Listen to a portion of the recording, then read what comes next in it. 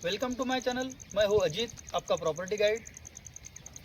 आज मैं आपको कोई प्रॉपर्टी दिखाने नहीं आया, पर आपके साथ कुछ नॉलेज शेयर करने आया हूँ, जिससे आपकी प्रॉपर्टी परचेस करने की जर्नी स्मूथ हो, टेंशन फ्री हो और रिवार्डिंग हो। हमें अगर कोई प्लॉट परचेस करना है तो हमें किन चीज़ों का ध्यान रखना पड़ेगा, वो मैं आपके साथ डिस्कस करता हूँ। सबसे पहले हमें डिसाइड करना पड़ेगा कि हमारा बजट क्या है। जैसे फॉर एग्जांपल अपना बजट अगर 16 लाख का है तो हम 20% का डाउन पेमेंट करके भी 80% का बैंक फाइनेंस कर सकते हैं। डाउन पेमेंट 20% लगभग होता है 3 लाख का। तो मेरे पास अगर 3 लाख भी है तो मैं या आप प्रॉपर्टी परचेस करने के लिए निकल सकते हैं।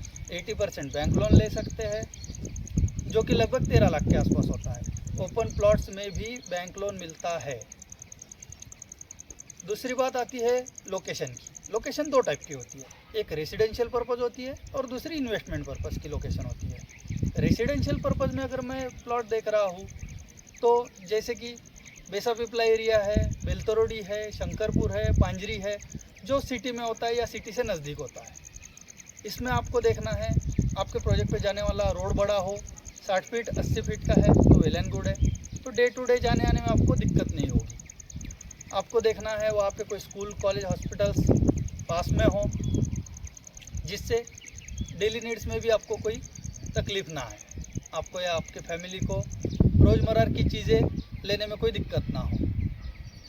इन्वेस्टमेंट पर्पज़ की प्रॉपर्टी अगर आप देखते हैं तो उसमें आपको देखना है कि आपका प्रोजेक्ट हाईवे टच है या नहीं। जितना प्रोजेक्ट आपका फ्रंट में होगा, हाईवे टच होगा, उतना उसका अप्रिसिएशन होगा। आपको देखना है वहाँ पर पब्लिक ट्रांसपोर्ट है या नहीं, जैसे कि मेट्रो स्टेशन और बस स्टॉप अगर आपके एंट्री गेट के आसपास है तो वेल एंड गुड है। आपको देखना है गवर्नमेंट का कोई बड़ा प्रोजेक्ट आ रहा है, कोई बड़ी यूनिवर्सिटी या फिर कोई बड़ा मैन्युफैक्चरिंग प्लांट आ रहा है। अगर ऐसा कोई प्रोजेक्ट आसपास आता है तो ऑटोमेटिकली आपके प्रोजेक्ट की वैल्यू बढ़ती है।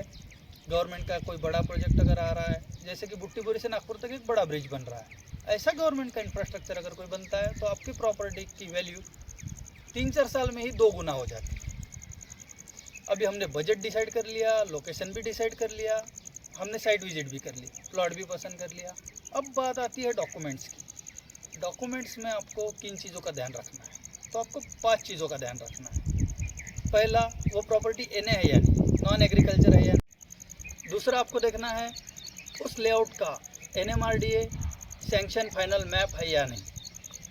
तीसरा, आपको देखना है उस प्रोजेक्ट को रेरा सर्टिफिकेशन मिला है या नहीं मिला है। रेरा सर्टिफिकेशन बहुत ज़्यादा इंपॉर्टेंट होता है। चौथा, आपको देखना है जो प्लॉट आप परचेस कर रहे हैं उसके आरएल रिलीज़ हुए हैं या फिर कब तक होने वाले हैं, और उस प्रोजेक्ट में डेवलपमेंट हो चुका है या फिर प्रोजेक्ट का काम, डेवलपमेंट का काम चल रहा है या नहीं, ये आपको देखना है। उसके बाद बात आती है रजिस्ट्री की। आप रजिस्ट्री करते हैं और उसके बाद आपको म्यूटेशन भी करना पड़ता है। कई लोग म्यूटेशन नहीं करते तो उनका सेपरेट 7/12 या फिर आक्यूपत्रिका में नाम रजिस्टर नहीं होता है। म्यूटेशन रजिस्ट्री के बाद आपका डेवलपर करके देता है तो वेल एंड गुड है, और अगर आप खुद भी करना चाहें तो खुद भी कर सकते हैं। ऐसी ही जानकारी पाने के लिए मेरे चैनल को सब्सक्राइब करें, और जो भी मेरी प्रॉपर्टी देखने के लिए ये चैनल सब्सक्राइब करके आएगा, उसको मेरे तरफ से अप टू 25,000 तक का बेनिफिट डील पर मिलेगा।